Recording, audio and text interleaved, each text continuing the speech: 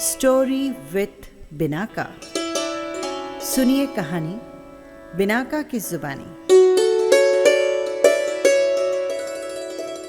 तो लीजिए, हाजिर है लब्धि विधान व्रत की कथा और पूजन की विधि।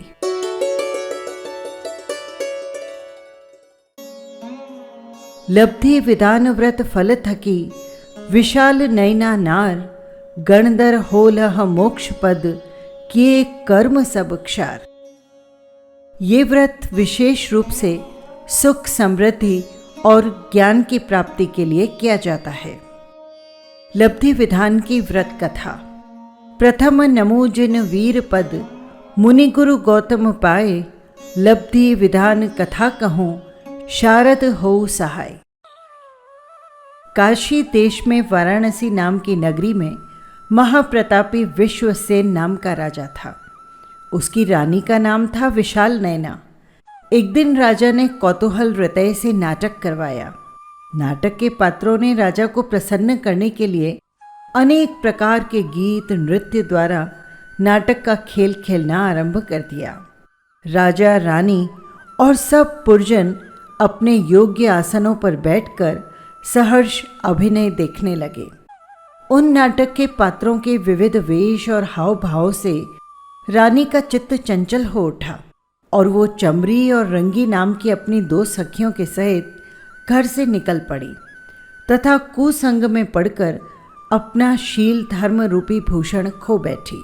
वो ग्रामों ग्राम भ्रमण करती हुई वेश्या कर्म करने लगी। जीवों के भाव तथा कर्मों की गति विचित्र है। देखो ना, रानी रनवास के सुख छोड़कर गली गली की हो गई। रानी जैसी की भी अगर ये दुर्दशा हुई तो अन्य जनों का क्या कहना। राजा भी अपनी प्रियतमा के वियोग जनित दुख को सह न सका और इस कारण वो पुत्र को राज्य देकर वन में चला गया और इष्ट वियोग यानी आर्त ध्यान से मरकर वो हाथी हुआ।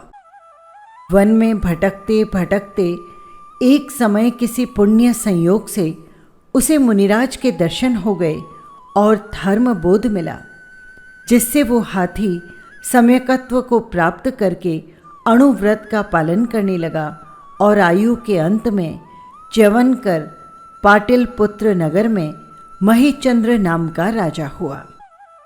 ये महीचंद्र राजा एक दिन वन क्रीड़ा को गया। उसके पुण्योदय से उद्यान में श्री मुनिराज के दर्शन हो गए। तब सविनय साष्टांग नमस्कार कर राजा धर्म श्रवण की इच्छा से वहां बैठ गया। इतने में कानी, कुबड़ी और कोढ़ी ऐसी 3 कन्याएं अत्यंत दुखित हो वहां पर आई। उन्हें देखकर राजा महीचंद्र को मोह उत्पन्न हुआ। तब राजा ने श्री गुरु से अपने मोह उत्पन्न होने का कारण पूछा। गुरुदेव श्री ने इनके भवांतर का संबंध कह सुनाया। उन्होंने कहा, हे राजन, तू अब से 3 भाव पहले बनारस का राजा विश्वसेन था और तेरी रानी विशाल नयना थी। सो नाटक का अभिनय देखते हुए नाटककार पात्रों के हाव भाव से चंचलित हो तेरी रानी अपनी रंगी और चमरी इन 2 दासियों के साथ निकलकर कुपथ गामिनी हो गई। ये तीनों वेश्या कर्म करती हुई एक समय किसी राजा के पास कुछ याचना को जा रही थी कि रास्ते में परम दिगंबर मुनिराज को देखकर अपने कार्य के साधन में अपशुकन मानने लगी और रात्रि समय मुनिराज के पास आकर अपने घृणित स्वभाव के अनुसार हाव भाव दिखाने लगी और मुनिराज के ध्यान में विघ्न डालने लगी। परंतु जैसे कोई धूल फेंक कर सूर्य को मलिन नहीं कर सकता, उसी प्रकार ये कुलटाएं श्री मुनिराज को किंचित भी ध्यान से न चला सकी। सत्य ही है, क्या प्रलय की पवन कभी अचल सुमेरु को चला सकती है? नहीं। स्त्री चरित्र के साथ साथ स्त्रियों की प्यारी रात्रि भी पूर्ण हुई। प्रातः काल हुआ। सूर्य उदय होते ही ये दुष्टनी विफल मनोरथ लेकर वहां से चली गई और यहाँ मुनिराज के निश्चल ध्यान के कारण देवों ने जय जयकार शब्द करके पंचाश्चर्य किए। ये तीनों मुनि उपसर्ग करने के कारण गलित कोढ़ को प्राप्त हुई। रूप, कला, सौंदर्य सब कुछ नष्ट हो गया और आयु के अंत में ये मरकर 5वें नरक में गई। बहुत काल तक वहां से दुख भोग कर उज्जैनी के पास ग्राम में पलास नाम के गृहस्थ की पुत्रियां हुई। वहां भी छोटी अवस्था में इनके माता पिता मर गए। पूर्व भाव के पाप के कारण ये तीनों कुरूपी कानी, कुबड़ी, कोड़ी और तिस पर भी मूढ़ वचन बोलने वाली हैं। इसीलिए ये ग्राम से बाहर निकाल दी गई हैं। वहां से भटकती हुई ये यहाँ आई है और तू भी उसी जन्म में पटरानी के वियोग से दुखित होकर मरा सो हाथी हुआ। तब श्री मुनिराज के उपदेश से सम्यकत्व सहित 95 व्रत का पालन करके मरा और स्वर्ग का देव हुआ। देव पर्याय से आकर इस जन्म में तू महीचंद्र नाम का राजा हुआ है। सो इनका तेरा पूर्व जन्म का संबंध होने से तुझे ये मोह उत्पन्न हुआ है। तब राजा ने कहा, गुरुदेव, क्या कोई ऐसा उपाय है जिससे ये कन्याएं इस पाप से छूट जाएं? हाँ राजन, सुनो। यदि वे श्रद्धापूर्वक लब्धि विधान का व्रत करे, सहज इस पाप से छुटकारा पा जाएंगे। मैं तुम्हें इस व्रत को करने की विधि बतलाता हूँ। भादो, माघ और चैत्र सुदी एकम से तीज तक ये व्रत किया जाता है। पूर्णिमा के दिन इसकी धारणा और चौथ को इसका पारणा किया जाता है। इस तरह से 5 वर्ष तक लगातार ये व्रत करें। उसके पश्चात इसका उद्यापन करें या दुगना व्रत करें। व्रत के दिनों में या तो तेला करें या एकांतर उपवास करें। वो भी न हो सके तो 3 दिन एकाशना करें और श्री महावीर स्वामी की प्रतिमा का अभिषेक पूर्वक पूजन अर्चन करें। 3 काल सामायिक करें और इस मंत्र का जाप करें। ओम ह्रीं महावीर स्वामिने नमः। ओम ह्रीं महावीर स्वामिने नमः। इस मंत्र का 108 बार जाप करें। जागरण और भजन करें। उद्यापन की विधि इस प्रकार है। जब 5 वर्ष के बाद ये व्रत पूर्ण हो जाए, सकल संघ को भोजन करवाएं और संघ में 4 प्रकार का दान करें। शास्त्रों का प्रचार करें।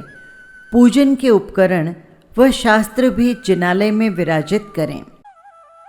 इस प्रकार व्रत की विधि का फल सुनकर तीनों कन्याओं ने राजा की सहायता से व्रत का पालन किया और समाधि मरण कर 5वें स्वर्ग में देव हुई। राजा महीचंद्र भी दीक्षा धारण कर तप करके स्वर्ग में गया। कुछ समय पश्चात मगध देश के अंतर्गत एक बावड़ नामक नगर में शांडिल्य नाम का एक ब्राह्मण था। उसकी पत्नी का नाम स्थंडिला था। इन दोनों के विशाल नयना का जीव देव पर्याय से गर्भ में आकर 9 महीने के बाद पुत्र रत्न उत्पन्न हुआ, जिसका नाम रखा गया इंद्रभूति। उसी ब्राह्मणी ने दूसरे देव को जन्म दिया, उसका नाम वायुभूति रखा गया। इस ब्राह्मण के एक और पत्नी थी जिसका नाम केसरी था। उससे तीसरे देव ने जन्म लिया जिसका नाम अग्निभूति रखा गया। बड़े होने पर ये तीनों ही भाई वेद वेदांग में और सभी विद्याओं में पारंगत थे। इन तीनों के 500 शिष्य थे। भगवान महावीर को केवल ज्ञान होने के बाद 66 दिन तक दिव्य ध्वनि नहीं खिरी। तब इंद्र की कुशलता से ये इंद्रभूति ब्राह्मण वहां गए और मान स्तंभ का दर्शन करते ही मिथ्यात्व का वमन कर दीक्षित होकर ये दोनों भाई भी भगवान के गणधर हो गए।